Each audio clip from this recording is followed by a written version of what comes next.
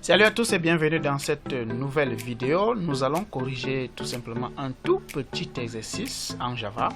C'est un exercice qui permet de résoudre une équation de second degré dans R, c'est-à-dire une équation du type ax carré plus bx plus c égale 0.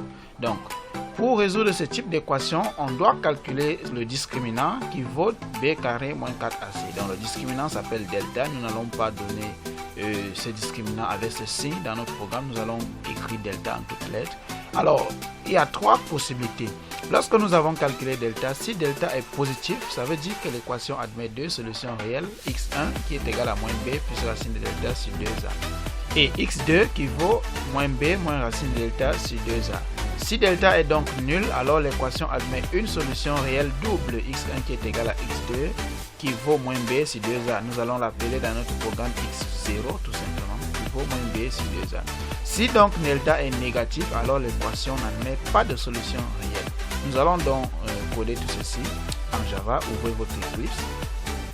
Pour cela, vous savez que nous allons utiliser toujours notre classe scanner. C'est pourquoi je l'ai laissé là, parce que l'utilisateur devra entrer des nombres qu'il veut utiliser comme coefficient de notre équation de type ax carré plus bx plus c.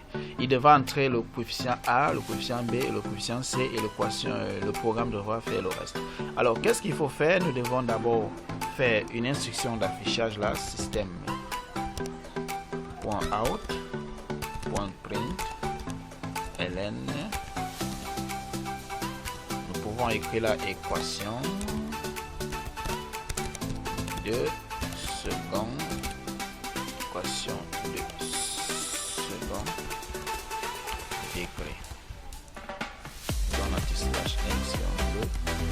Vous n'êtes pas obligé de le faire, c'est juste pour que lorsque nous allons exécuter, nous ayons un affichage un peu bon. Alors, qu'est-ce qu'il faut faire? Nous devons instancier notre classe scanner. Scanner CL par exemple, qui reçoit new scanner system.in comme d'habitude.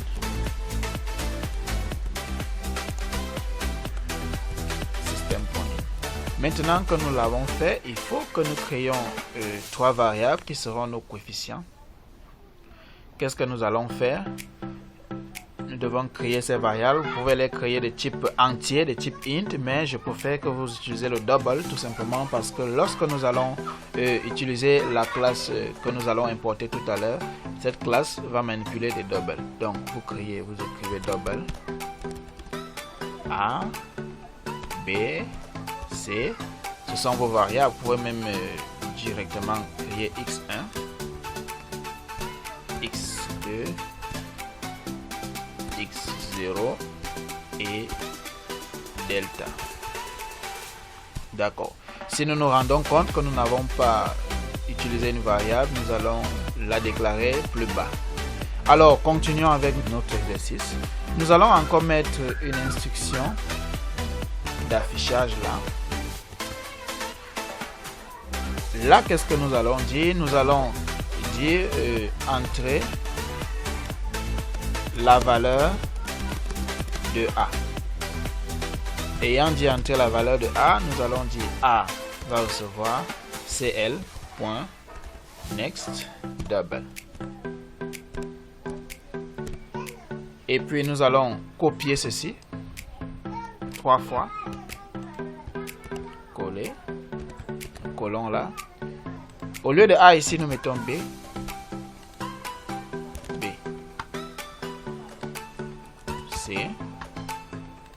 Et là, c'est toujours.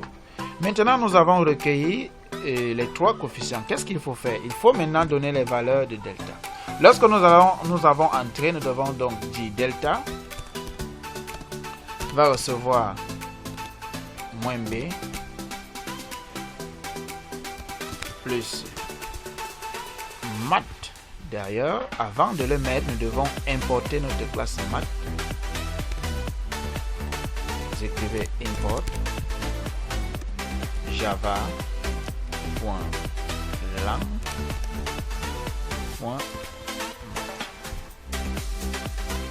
Import java.lang.math, c'est bon.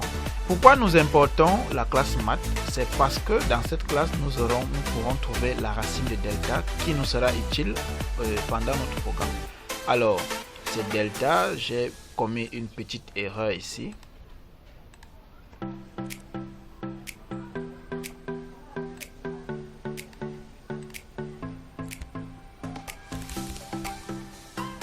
Donc, après avoir donné les valeurs, après avoir recueilli les valeurs de A, B et C ici, nous devons donc donner la valeur de delta. Delta va recevoir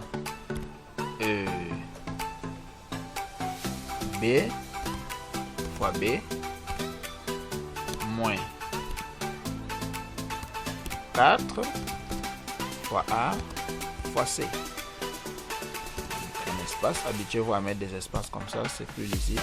Donc, delta est égal à B carré moins 4AC. Alors, que vaut X1? X1 est égal à moins B plus mat mat.sqrt delta, le tout divisé par 2 étoiles A.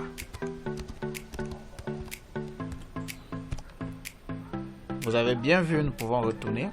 On a dit que x1 est égal à moins b plus racine de delta sur 2a. Racine là, c'est sqrt de la classe math. C'est pourquoi nous écrivons math.sqrt.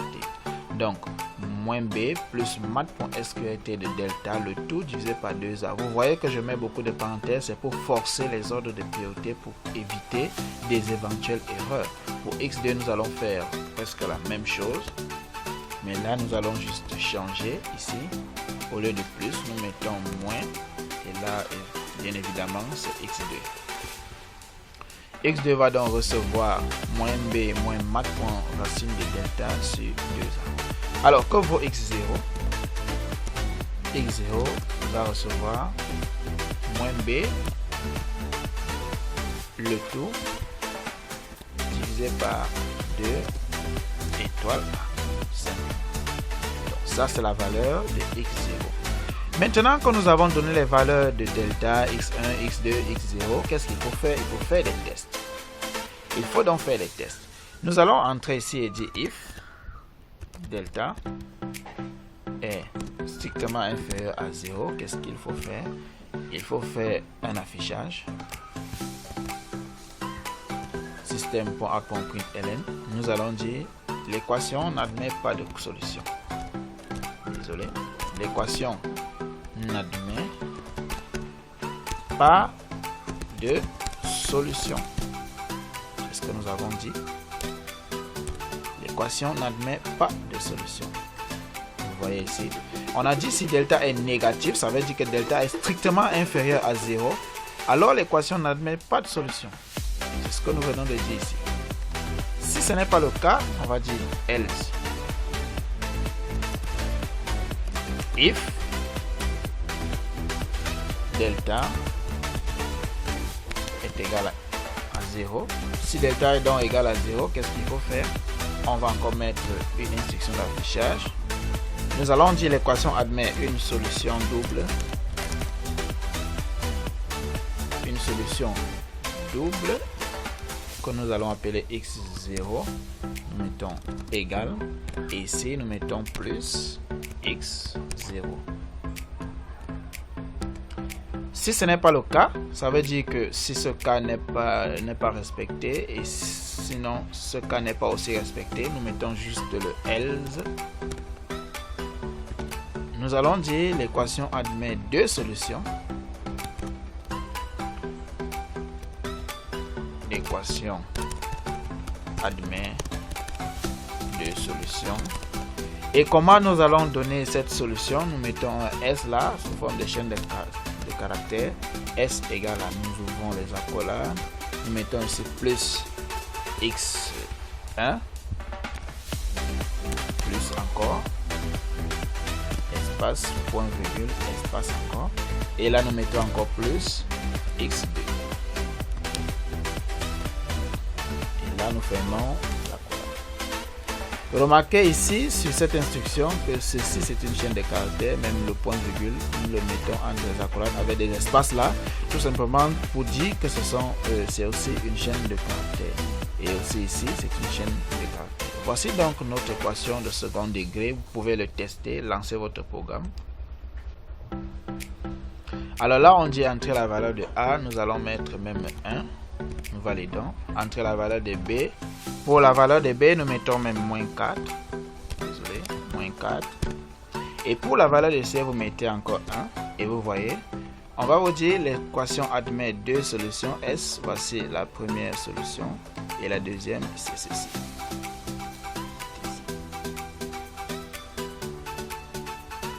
Maintenant, exécutez encore votre programme. La valeur de A, nous mettons 1. Valeur de B, nous mettons 2. C, nous mettons encore 1. Alors, on dit l'équation admet une solution double x0 qui est égale à -1.0. Ça vaut toujours -1. Alors, pour mieux illustrer ça, je préfère que nous venions ici avant de mettre les conditions. Nous affichons la valeur de delta. La valeur de delta est. Et là, vous mettez plus delta. Mettez plus delta. Vous lancez votre programme. Mettez 1. -4. 1. Et là, on vous dit la valeur de delta est 12.0 et on vous donne l'équation, la solution. Pourquoi est-ce que cette solution a beaucoup de chiffres après la virgule? C'est parce que nous avons admis x1 et x2 comme des doubles et toutes nos variables sont des types doubles. C'est pourquoi nous avons plusieurs chiffres après la virgule. Vous pouviez bien utiliser des entiers, les int, mais j'ai préféré que nous utilisions directement les doubles. Et là, vous voyez bien que nous avons la solution. Vous lancez encore, vous mettez 4 pour A, 1 pour B et 1 pour C. Et là, on vous dit la valeur de delta est -15. L'équation n'admet pas de solution. Ça veut dire que nous avons un delta qui est négatif.